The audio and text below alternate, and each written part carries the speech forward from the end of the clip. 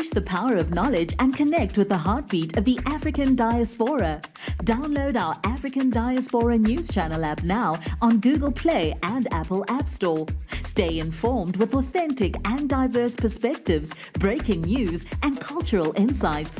Immerse yourself in a community that celebrates unity, resilience, and progress. Experience the vibrancy of the diaspora at your fingertips. Don't miss out. Empower your perspective today. Search African Diaspora News Channel and join the conversation. A call for accountability and change echoes through South Africa as citizens, disheartened by recent actions of the ruling party, demand a transformation.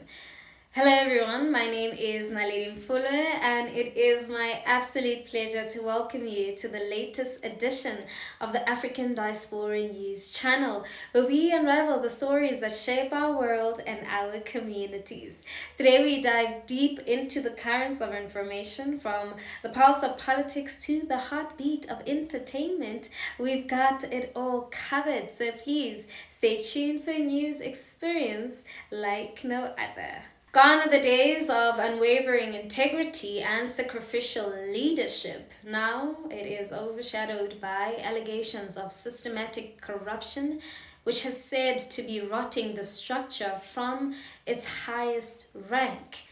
Now we look at how the legacy of the ANC, the party of legends and liberators, is suggested to have been tarnished to its core.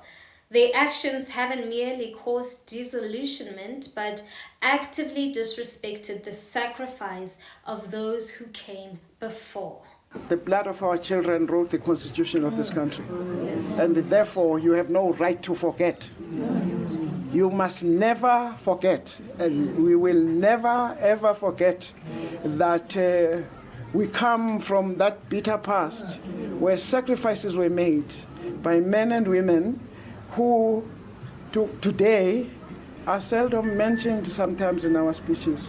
Now, not so long ago, President Cyril Ramaphosa stood before the National Anti-Corruption Advisory Council, which is a body convened in the quest to build a corruption-free South Africa.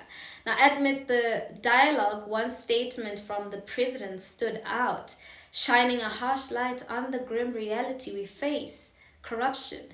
He declared it has wounded our democracy and shaken people's faith in our institutions. Now, indeed, the president's observation is a chilling one. Corruption doesn't merely erode the funds designated for development or disrupt services meant for the public good. Its greatest casualty is the collective belief in democracy itself, which is a sentiment echoed across the nation through concerned voices on talk radio and deep-seated discussions in our communities. And we've seen the effects of corruption across society, and I'm sure we will discuss with you how it not only affects people, how it manifests itself, and your task is to help our country really how to deal with it and how to come up with strategies and measures that can deal with it. Now, the Zondo Commission provided detailed and deeply disturbing insight into how corruption erodes the capability of the state and undermines the democratic order of our country. The fight against corruption is not only and simply about preventing and prosecuting criminal acts. It is also about fixing the institutional culture and engendering a culture that will lead to rooting out unethical behavior. However, while acknowledging the problem is a step, the path to resolution seems mired in contradictions and inactions.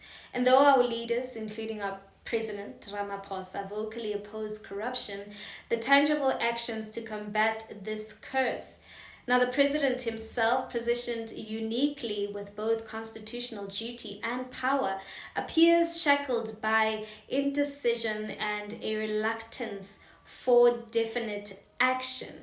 Now, let's consider the president's own words, right? Which is, the greatest damage will be the belief in democracy itself.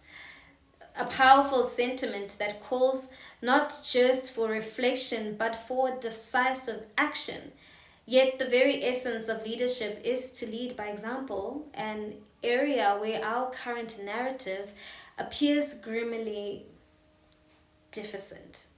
From the shadow of Jacob Zuma to the enduring legacy of administrative chaos, the examples set at the top trickle down, breeding a culture of impunity and skepticism. Now, the case of Deputy Water Affairs Minister David Mfoloe, implicated by the Zondo Commission yet retaining his position, stands as a testament to the gulf between words spoken and actions taken. Some took to X, also known as Twitter, to share their thoughts, with one saying, "Corruption in South Africa did not start with Jacob Zuma and won't as long as we pretend that banking illegal US currency in sofas is normal." With another saying, "South Africa is a country in decline. It's become a joke to many people worldwide. The beautiful thing is that a democratic election is at the door. Will South Africans vote incompetence out of power and bring in new, sensible, pro-growth, pro-reform people?" Now, this is not merely a political dilemma, but a moral crisis. If democracy is to thrive, if trust is to be restored in our institutions, the fight against corruption requires more than just platitudes and passive measures. It demands a whole of society response, driven by the force of example from the highest offices. As we navigate these tumultuous waters, the question remains, will our leaders rise to the occasion, embracing their role in this societal-wide battle, or will we continue to witness a cycle of promises unmet? For the health of our democracy, for the future of our nation, the time for decisive action is now. As we reflect on the road ahead, let us all ponder on the role we play in the narrative of our nation's renewal. Stay informed, stay engaged, and above all, hold steadfast in the belief that a corruption-free South Africa is not just a dream, but a future we can all work towards. Please share your thoughts below. Please be sure to give this video a thumbs up as well. That is it from me. Till we meet again, it is goodbye for now.